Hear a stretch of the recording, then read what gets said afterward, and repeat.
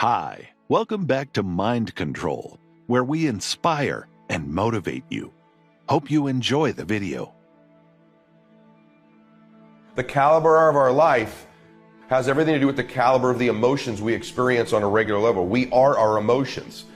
And so the first thing I'd ask you to do is to start to use the power of choice in your life.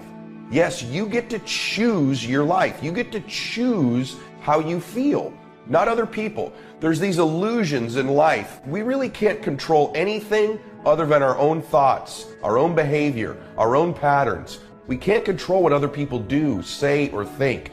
And it's this illusion of control, oftentimes, that we can somehow manipulate other people or manipulate situations that cause us to fall into these patterns. But what we do have the power of in life is we have the power to choose. And I say this to you because I'm somebody just like you. I struggle with the different patterns I have. Some of them serve me, some of them don't. I sometimes engage in thoughts that don't create the right emotions for me, that don't serve me. I know what it's like to be frustrated and angry and depressed and down and lost and fearful and worried. Worry's a big one for me.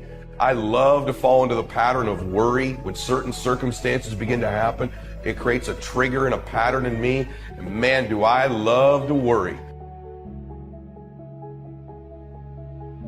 That's a devastating disease, worry. Worry causes health problems, social problems, personal problems, family problems. It's devastating.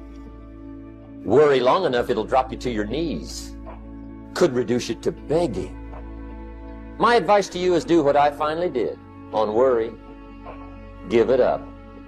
Who needs it? I'm not saying it's easy. I'm saying it's worth it. I've noticed this about worry. Worry is circular.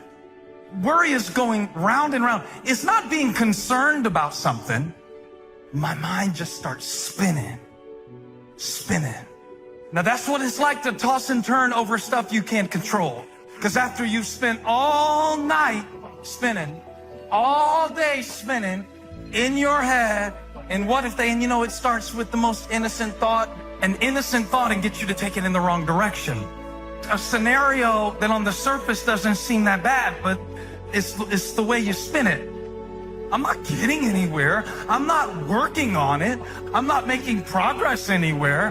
That now by the time that I'm facing my real life challenges, I don't have the equilibrium to apply the effort in the direction that would create a result, because I'm so dizzy, I can't find my balance, and now I don't know who to trust. I don't know what to do. I've been able to overcome them by just being aware and choosing. And so the first thing is the power of choice. One of the emotions I challenge you to experience more of in life is bliss. You know, we are the calibration of maybe the 5 emotions we experience on a regular basis. And so if you're experiencing depression, frustration, worry, fear, anxiety, pain on a regular basis, you're gonna have one life. If you're experiencing bliss and fulfillment and ecstasy and joy in your life and contribution, recognition and significance, if you're experiencing love, you experience those emotions, you have a totally different life. We have the power to choose which emotions we want to experience. And so I love the emotion of bliss. I love the word bliss because of its definition. Its definition in Webster's is perfect happiness or joy. I love that. Webster's also says some of the synonyms for bliss are joy, pleasure, ecstasy, delight, happiness, euphoria, heaven, paradise, cloud 9, utopia, Eden. These are all synonyms for the word bliss. I like how all of those sound. Those are the noun versions in the dictionary of bliss. The verb, the action of being blissful, according to the dictionary, is to reach a state of perfect happiness, typically as to be oblivious to everything else. Wouldn't that be amazing, to be in perfect happiness and be oblivious to everything else? That's the verb or the action of being blissful. And the antonym, according to Webster's, to bliss is misery. And the last thing we want to be is feeling misery. But oftentimes, we don't choose to be blissful because we choose to be right. We choose to win. We choose to be significant. We choose to be in control. We make choices to try to experience other emotions. And by the way, all of these other emotions are typically outside of our control. Winning is outside of our control. Dominating is outside of our control. All of these things are something we can't control, and we choose them over bliss.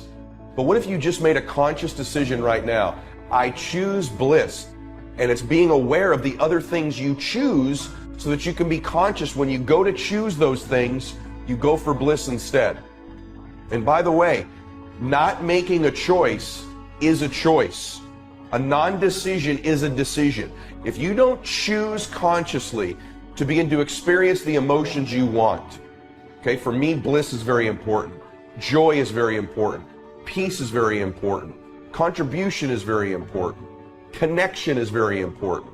What are the 5 emotions that if you could choose them, you'd experience on a regular basis? Just take an inventory of that. You don't have to be perfect. They may change. There may be 8. But what are 5 ones right now? Say them out loud to yourself.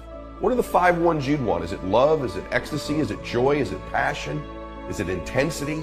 Is it focus? Is it peace? Is it faith? What are the emotions you would choose if you could choose 5 emotions? And when you just begin to become conscious of that choice, you've already moved ahead of 99.9% of the world who just responds and reacts and goes into pattern mode all the time. So just choosing gives you an advantage. And by the way, once again, not choosing is a choice. You've decided to go into your pattern. You've decided to let other people dictate to you your emotions. You've decided you have no control over your life by not choosing. So choose. And decision making is powerful. And it's emotional. That's those knots in the pit of your stomach, right? Waking up in the middle of the night in a cold sweat, trying to decide. We sometimes call it inner civil war. Why do we have these patterns? You have patterns because they serve you. There's a payoff to every pattern. And by the way, you say, well, no, because, one of my patterns is I slip into worry and then I'm completely unhappy. How's that a payoff for me? It's a payoff for you because it's predictable. It's become your home. And so you don't have any pattern that doesn't give you a payoff. Well, no, because when things don't go my way, I become combative, I become argumentative. That's my pattern. Then I get in a disagreement in my relationship and then I say things I don't mean. How's there a payoff there for me? There's a payoff because it gets you what you want. Even though you don't know it, it gets you out of the conversation. It gets you maybe to avoid your own responsibility. It gives you the disconnect that somehow you're more comfortable with than dealing with the problem. But I promise you, every pattern you have, both healthy and unhealthy, you have them because there's a payoff for you. So the key to a happier life, the key to a more successful life, is to evaluate our patterns. And when we see them happening, begin to step outside of them and create new ones that serve us. And so what are some of the patterns you have, for example, that don't serve you? So for example, when a difficult situation arises, what is your pattern? What pattern mode do you go into? Do you become more resourceful, more focused, or do you become more fearful, worried, and you begin to make excuses? When you get into a disagreement with a loved one, what is your pattern typically? Do you become more combative? Do you listen less and talk more? Does the pattern do you begin to run this program that you run in such a way that it puts you in a state you don't want to be in? When adversity strikes, when someone puts you down, when there's a hater, what pattern mode do you typically kick into? Do you start to repeat other negative thoughts? Do you replay videos in your mind of other people who have also said negative things to you in the past? Or other thoughts you have about yourself that are loathsome, and you begin to stack these thoughts. Oftentimes, one person says something to us negative, and it creates this pattern we run, doesn't it? When we begin to think of another embarrassing moment, another person who saw something negative, we begin to create other negative thoughts about ourselves to stack it. And you say, how's there a payoff for me in that? Because it's what you're used to. It pays you off by reassuring you, you're right, you're a loser. You're right, you're not going to win. There's a payoff because guess what? Now you don't have to do the real work because you were never won anyway because you're this terribly unprepared person. So that's your payoff. And so you have these patterns, don't you? Now some people, their pattern kicks into winning. When someone puts them down, they start to buck up. They start to get resourceful. They start to feed themselves positive thoughts. They're aware of it that's there, and they begin to go into a hyper-productive, positive emotion mode. Yes, they do, believe it or not. When adversity strikes for some people, they go into a fearful mode. They begin to think about all the things that could go worse and worse and worse, and they depress themselves. And that pattern creates the very situations you fear. The same is true when we're successful. Sometimes some people, when they become successful, they go into a pattern when they begin to sabotage themselves and slow down and stop the behaviors that got them there. They begin to believe their own press clippings, that they've arrived. They don't have to do the work they used to do. Maybe they begin to fall into patterns where they get their relationships out of sorts, and that's their pattern. Life starts to go well in business. My pattern is every time life goes well in business, I start having issues in my personal life. And they sabotage the business success with their personal life. And that's a pattern they run. If it's happened more than once to you, it's not coincidental, it's a pattern. And so begin to evaluate these patterns you have that don't serve you, and simply begin to choose to create new patterns, more empowering patterns, patterns that give you the emotions and the results you want to have in your life. Emotions are powerful. Sometimes it doesn't take much to alter your whole life direction. We'd like to thank you so much for watching till the end. Don't forget to share your thoughts in the comments section. Please also like, subscribe, and share this video with your friends and families. Please watch our other motivational videos. Thank you again.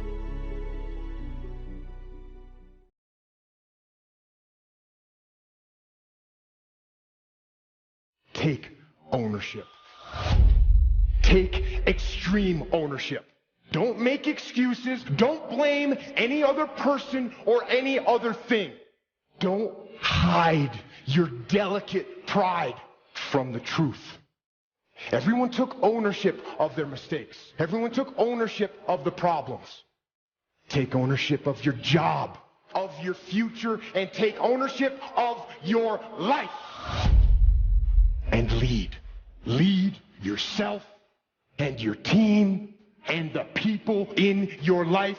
Lead them all to victory. There is a certain mentality that is associated with winners.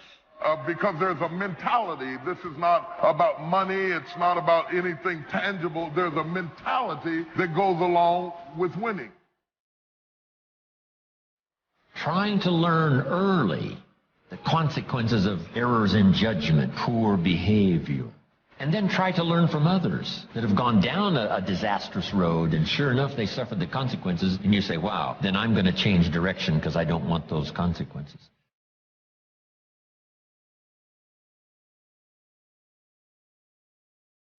And to the positive, once you get that mentality, you can listen at a person talk a few minutes, and either it feeds you or it doesn't.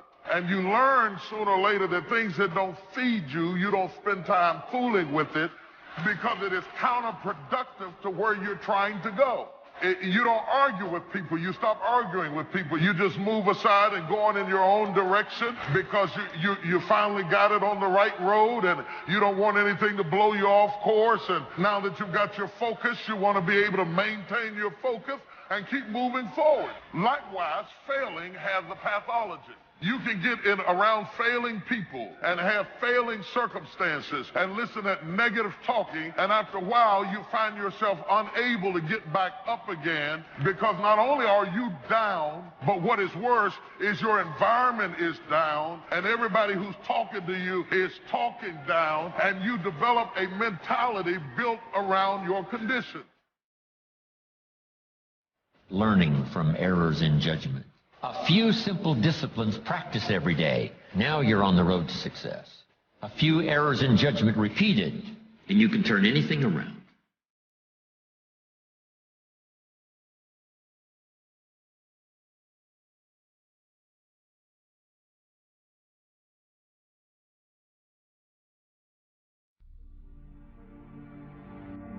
How you gonna show power if you're not up under attack? How you gonna show resistance if something's not trying to pull you over? Resist, resist. Stop being neutral and stop being indifferent. Resist. Take a stand and resist.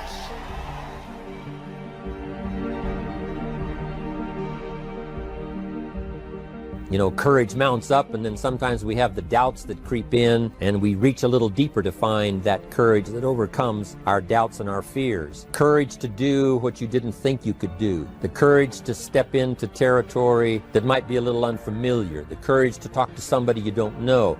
Courage to stand up when it's sort of dark in your corner. The courage to do it when it isn't going your way, seemingly.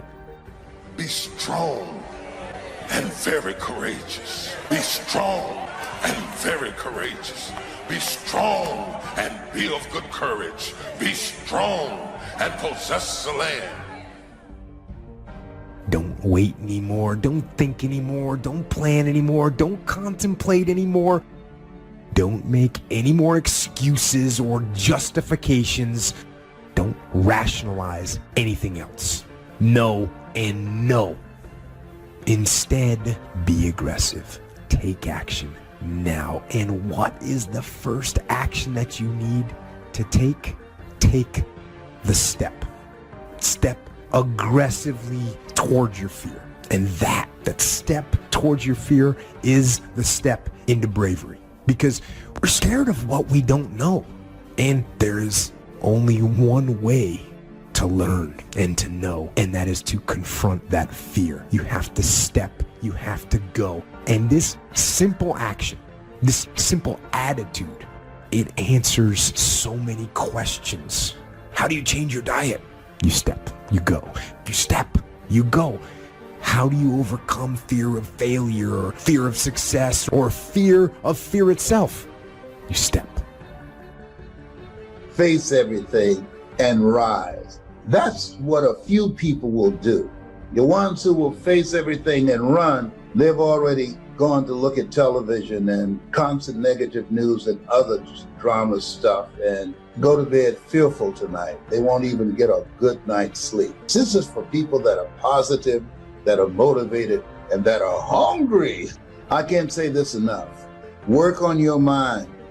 Listen to things that empower you, that builds your spirit, that's got your name on it. Listen, why? Because faith comes by hearing and hearing and hearing. Oh, I heard it before. No, listen until you're producing the results. If you're not producing the results, you haven't heard it enough. You got to listen till it goes past the conscious mind to the subconscious mind. So you need a coach, somebody that can see what you can't see.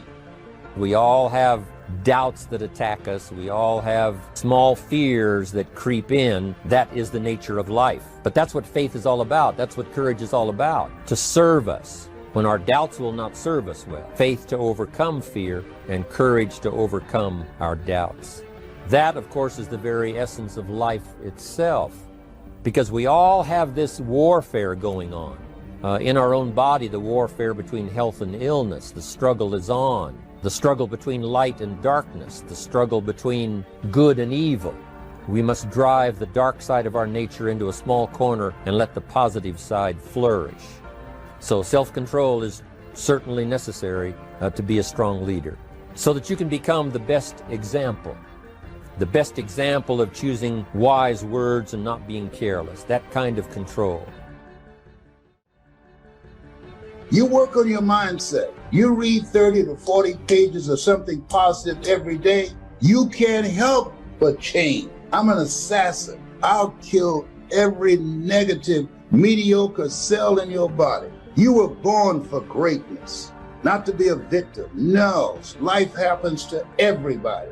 Everybody. And no one escapes it. It's called unavoidable suffering. Life is difficult. So work on your mind. I work on my mind every day. Every day I work on it. There's a calling on your life, and you're greater than your circumstances. You're greater than anything that has ever happened to you. Indecision is the thief of opportunity. If you don't decide what you're going to do today, the day could get away and you're not very effective. Don't start the day until you have it finished. Is it possible to finish the day before you start it? And the answer is yes. If you don't finish it, the day escapes. And in the morning you say, let's see, what should I do now? In the afternoon you say, hey, time's getting away from me, what should I do now? And now most of the day is lost. Most of the day escapes not being utilized simply because you didn't make those decisions early, at the early part of the day. The decisions we make in the early part of our life sometimes last for a lifetime. If you neglect them and don't make them, sure enough, the time passes and the opportunity sometimes is diminished, and sometimes you spend a lot of time now catching up simply because you didn't make those early decisions. So it's the decisions at the first of the day, it's the decisions at the early part of the month, it's the decisions at the early part of the year that greatly determines what kind of year you're going to have. The decisions you make at the first chance you see opportunity, those decisions. Then we need decisions to correct poor decisions, to overcome our mistakes. It's possible, of course, for all of us to make unwise decisions. At the end of a few years, we say, that decision cost me too much, cost me a lot of time, cost me a lot of money. But as long as you're alive, there's still a chance to use new decision power to correct the mistakes of decisions that were bad in the past. All of us have the opportunity to do that, but I think Napoleon was right here too. You got to be definite in making decisions so that the opportunity doesn't pass you by. Take advantage. The people that do that, the people that go against the grain, the people who ignore the naysayers, the haters, the people who turn a deaf ear to people telling them what they can't do. Do what you can do. Give it everything that you have. What are you hungry for? Because when we come out of this, our lives will never be the same again. A lot of people are going to be left behind. A lot of people will be devastated. A lot of people will take themselves out. But a few people, those who are able to rise, a few people, the road to life is straight and narrow, but few there be that find it, because few there be that are hungry. You got to go all out. It takes everything in you. You got to feel that you were chosen for such a time as this. This is an appointment, a divine appointment for your dream. This could be the greatest time you ever live if you control what you focus on, if you find a more empowering meaning, and if you decide to model the actions of those who succeeded before you. It can be the best financial time, the best emotional time, the best spiritual time of your life, but you better take control of your state. And if you think you're going to do it just by today, you're wrong. You're going to need to get yourself some rituals. So you better do the right thing at the right time, and to do that, you better know what season you're in, and to do that, you better learn how to change your state, how to take control of your own conditioning. That's what I live for. A good leader has definite plans. Your plans to be financially secure. You got to have good plans. One more on plans, and that is the plan for your personal development. The plan to be better this year than last year. The plan to take the classes, do everything you possibly can to show personal progress. Not just financial progress, but the progress of personality, the progress of communication skills, the progress in how to deal with people. You need those kind of plans. A plan for personal growth, personal development, a plan to be all that you can possibly be. Got to have good plans. A good leader has the habit of doing more than what he gets paid for. What an incredible philosophy this is. It's what we call the service that you put out like seeds in the ground that doesn't bring the harvest immediately, but the harvest is yet to come. There's no secret to success. There's a system to success. The system works if you work it. If you don't work it, it won't work. But it works if you work it. And that's one four-letter word that most people don't like, that most people won't participate in their own rescue. And there are people who will be presented with an opportunity, who know that they could be laid off at any moment, who know that them keeping their job has nothing to do with how good they are. And yet and still, they'll go to work and have knots in their stomachs, hoping when they open up an email that they have not been told this is your last day. They'll go to work hoping there's not a security guard standing by their desk with a box and say, empty your things in here and take them to the front door and escort them to the parking lot. They go in there hoping it doesn't happen. Why? Because they don't want to do the work. It's an aversion to most people's spirit.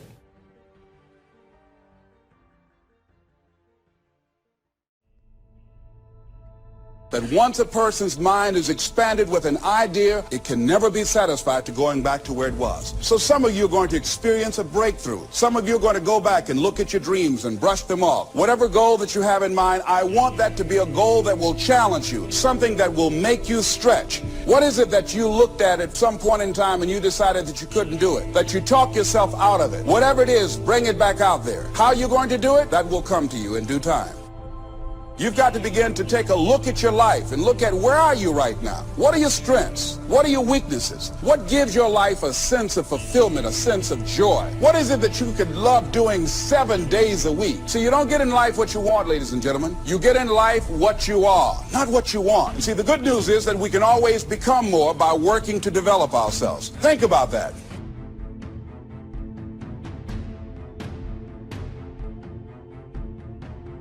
I fought my way up. I fought to get to work. I fought to stand. I fought to carry on. I fought to live. I fought to get out the bed. I fought with my fears, my anxieties. I fought with haters, liars, backbiters, and betrayers. And many times I laid in the bed. I couldn't go to sleep because I was fighting with myself. I fought.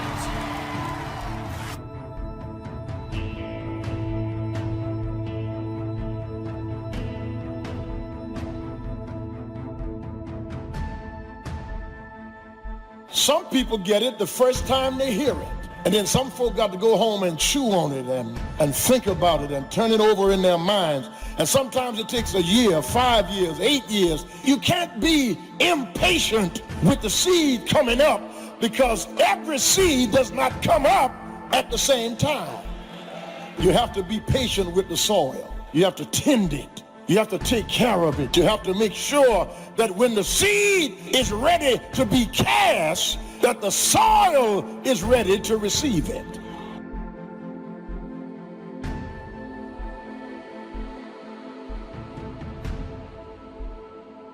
I ask you to start that same journey. Let your new skills, new disciplines affect all of the rest. 6/7 of our life was to be devoted to labor and work, to produce a good family, to produce an enterprise. That's the essence of life in its best form first, is to be a producer. What is the reason for the seed and the soil and the sunshine and the rain and the seasons of life and its miracle? What's the reason for all of that? Here it is in a nutshell for your notes. To see what you can do with it. We've got books to read and we've got classes to attend and we've got, things to do and things to learn. And if you put it all together, you can have not only your health, but your fortune. Why not see what you can do with what you've been handed? As basic as seed and soil and sunshine and rain. Only God can create the sunshine, the rain, the seasons, the miracle of life. But here's what humans can do. Recreate those components into a harvest by planting the seed, reaping the rewards in the harvest. We call that recreation. To take your hours and your energy and your life and a bit of skill and actually recreate a career, a future, possibilities, fortune, recreate.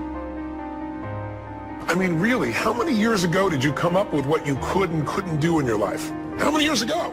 Most people, if they really look at how they're living their life today, it's based on a set of standards, a set of beliefs that they made choices about 10, 20, 30 or more years ago.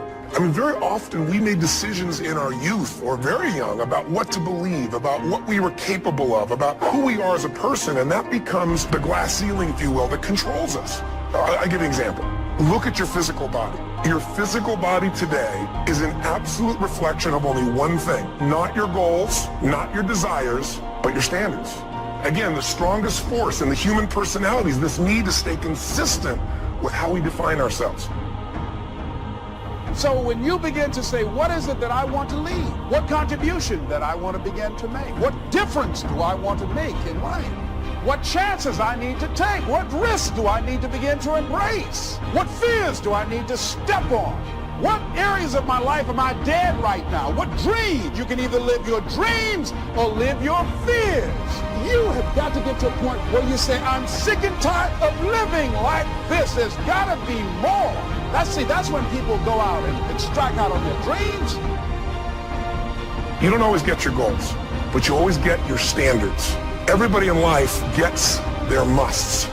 They don't get their shoulds. Most people have a list of shoulds, don't they? Don't you have a list of the shoulds, things you should do, you should follow through on? I should get into the office earlier. I should be, more confident. Whatever your should list is, when you decide something is a must for you, an absolute must, when you cut off any possible, you say, I'm going to find the way, I'm going to make the way. Once you see that you're suffering either early consequences or severe consequences, all you have to do now is shut down that route. Pick another destination and start going that way with some easy disciplines that day by day gather momentum, and now one success leads to another, leads to another. All disciplines affect each other. What's interesting about success is starting a new discipline, a couple of new disciplines, and sure enough, once you've gained just a little bit of success in a couple of new disciplines, it'll inspire you to clean up the rest. Each lack of discipline affects the rest. Winter comes after fall. Night comes after day. Difficulty follows opportunity. Recession always comes after expansion. It's been the rhythm of life for the last 6,000 years of recorded history. So the winters are going to come. The winter of sickness, the winter of disappointment, the winter of devastation, social winters, economic winters, personal winters when your heart is smashed in 1,000 pieces and the nights are unusually long. It's simply called wintertime. But the winters are inevitable. So it has been for the last 6,500 years recorded history. You say, well, Mr. Rohn, what can I do about the winters of life? That as you go through the challenges of life and you look at it and embrace whatever comes to you, don't run from it. Step toward it. Don't try and duck it like most people do. See, most people want it easy. See, easy come, easy what? Easy go. Here's what's exciting about the passing of time. It takes you through whatever you're experiencing at the moment. That's what time will do, take you through the winter. Now, how do you handle the winters? Make this little note. You can get better, and you can get stronger, and you can get wiser. There's no winter that you can't overcome. There's no winter that you can't figure out how to survive. You must look out for your enemies. And believe me, we're going to have some. There's going to be political enemies. There's going to be social enemies. There's going to be people that'll be envious, and they will not be your friends. How you gonna show power if you're not up under attack? How you gonna show resistance if something's not trying to pull you over? Resist, resist. Stop being neutral and stop being indifferent. Resist. Take a stand and resist. And each battle brings you to another level. I thank God for the stuff I had to fight. I don't know that I've spent a day in my life thanking God for my car. I appreciate the car, but just be walking around the house thanking God, thank you for the Mercedes, thank you for that, thank you for the Bentley, not a day, thanking Him for stuff, thank you for this house, thank you for this pool, thank you for that. No, because all that stuff, when you get in trouble, you don't even notice it. It don't even make no difference. When you're really up under attack and the enemy's coming after your children and after your health and after your mind, you don't care what you're driving. I might as well be driving a bus. It don't make no difference. But I thank Him for the stuff I had to fight. Thank Him for the folks who hated me and resisted me and talked about me and spat on me. I thank Him for the doors He closed. I thank Him for the mountains I had to climb. I thank Him for the opposition. I thank Him for the people who blocked me out, because He taught me how to fight. You taught me how to fight. God's going to train you on this fight. He's going to strengthen you on this fight so that when you get into the next battle, you'll say, this ain't nothing. You should see, you think you put something on me? You don't know who I am. You cannot stand over in the corner and remain indifferent and be effective. You have to choose a side and get in the fight, because He's going to move you along through the things you fight. See, but when you go at what you're going to deal with and you deal with difficulties of it, when you handle those hard things close at hand, making those hard decisions right now that you don't want to make, learning those things that you don't like to do, But you know that in order for you to get where you want to go, this is one of the hoops that you have to flip through. And I'm saying to you, whatever you got to do, do it, because if you don't, life is going to whoop you until you surrender. So if it's hard, then do it hard. You got to fight. You got to fight. Stop crying and fight. Dry your eyes and fight. The devil is after your mind. You got to fight. If you sit up and let him, you're going to go crazy. You got to fight. You ain't got to have no nervous breakdown. Be steadfast, unmovable, always abounding in the work of the Lord. It's necessary you take responsibility for it, that you make it happen, that you don't give up, that you don't take any objection or disappointment or defeats personally, that you keep on keeping on, that you don't decide that I can't make it because you can't see the light at the end of the tunnel, that you realize that's a part of the program. And here's something you've got to resolve. Say this to yourself every day. See, as long as you're breathing, you got a shot at your dream. That's the way I resolve. Say this, please. It's not over until I win. Not over till I get through. Not over till I get over. Not over till I get what I want. Door can't open today, look out. I'm going to come back and take the hinges off. You've got to have that kind of courage, that type of determination. If you want to make it happen, it's you. That you've got to take personal responsibility to make it happen. I'm asking you to stand at the door. I'm asking you, whatever threatens you, threaten it back. Whatever pushes against you, push it back. Whatever wants to overwhelm you like a father, stand up, take control, and do battle with your enemies wherever you find them. Now here's one more. We must also deal with the enemies within ourselves. Some of the enemies are a lot closer than that. They are within. And I want to give you a list of some of the things to watch out for when you get back home, called enemies within yourself. Here's the first one, indifference. Whatever you do, practice not being casual. You've got to shake off sometimes the lethargy that would say, oh, well, maybe it's not going to work for me. Don't be casual. Casualness creates casualties. You've got to deal with it. Indecision is called the thief of opportunity. Make decisions even if it's a wrong decision. Do the very best you can, make a decision and go with it. If it doesn't work out because it was a wrong decision, I'm telling you, that gives you experience now to make a better decision. Here's the next one, doubt. We've all got to deal with the enemy of doubt. Cynicism has a unique way of crowding in on all of us. Being cynical about society, being cynical about the past, cynical about the future. I'm asking you, don't let that disease grab you by the throat and ruin your chances to do well. Yes, it's easy to doubt that it can happen. It's easy to doubt. We've all got fears that want to crowd in. And here's one of the worst ones of all, and that is to doubt yourself. Don't doubt your own ability. You can possibly find. So whatever your enemies are here, drive them into a small corner. Here's the next one.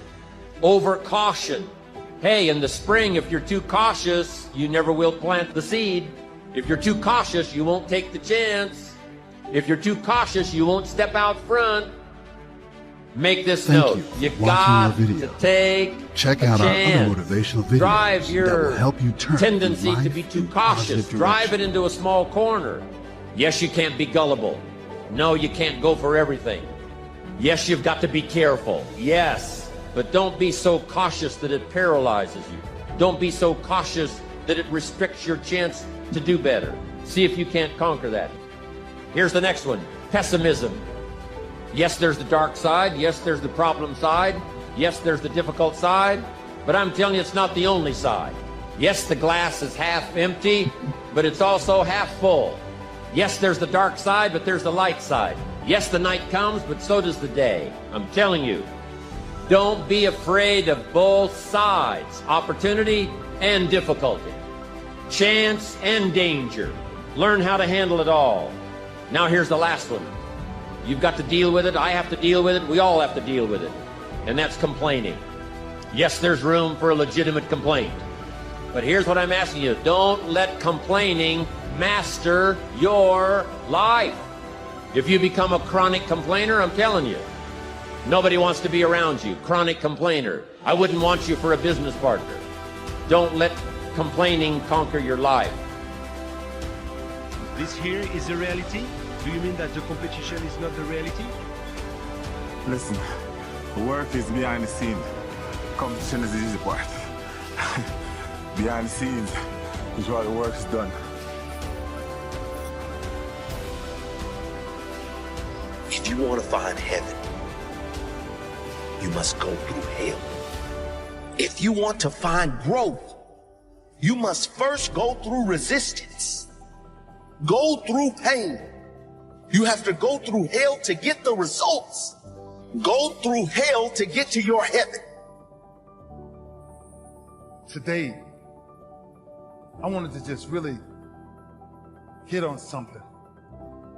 Successfully dealing with pain. I think you hear many stories, and every story I just sat in the back room and listened to. I'm watching these people triumph and figure out ways to keep going. But how do you keep going? Why do you keep going? In the world, it says everything else is supposed to be opposite. Every time you come up to a challenge, you quit, you surrender, you give up, you give in. Every single thing I go through, I remember I was homeless and I draw from it. Every single time I'm going through pain, I remember that I've gone through pain since I was a kid. I draw from it. Recycle your pain. Get something from it. You already in pain. Use it. Do something with it. Allow it to take you to the next level. Allow your pain to push you to greatness. There's two sides of pain that I don't think a lot of people really understand, right? There's one side of pain that's the suffering and the discomfort side of pain. But then there's another side of pain that's called effort. It's called glory. It's called if you can find a way to push through pain, there's something greater on the other side of it. And if you never tap into it, it's because the first time you felt it, you backed off. First time you felt, that burn. The first time you felt that it's too much. That's why a bunch of us give up so much in life so quickly. That's why kids have a problem finishing things in today's time. Because as soon as they feel a small bit of discomfort, of things ain't right, they're gone. I can't do it no more. But suppose I told you the greatest pain of my life is the reason I'm standing here today. See, sometimes we think the pain is what controls us. It's actually our subconscious mind. That if we ever tapped into that, that's what dictates most of our lives. Because see, pain is tricky. Because if you don't control pain, it'll control you. Think about what we do the moment we feel it, right? It's back to the two sides of fate, the two sides of pain. See, at that point, I feel like a victim. And I feel like, oh man, why me? You know, and when I remember laying on the ground. And I said, there ain't nobody out here gonna help you get up. What makes you get up when you fall down? What makes your mentality change if there's a great situation or there's a bad situation? How do you dictate that based on the level of pain? Because I think that's where we're getting in trouble at.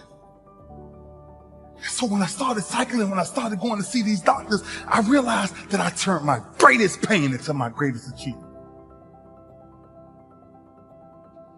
Well, sometimes your greatest pain, it ain't even about you. It's about a greater purpose. That if you can find a way to push it, that if you can find a way to not make it about you. Pain is temporary. It may last for a minute, or an hour, or a day, or even a year. But eventually, it will subside, and something else will take its place. If I quit, however, it will last forever. those of you that have experienced some hardships, don't give up on your dream. Talent you have naturally. Skill is only developed by hours and hours and hours of beating on your craft. If you think that you're going to go and accomplish something really special, be the best in anything in the world, and you think you can do it without working, you make a big mistake.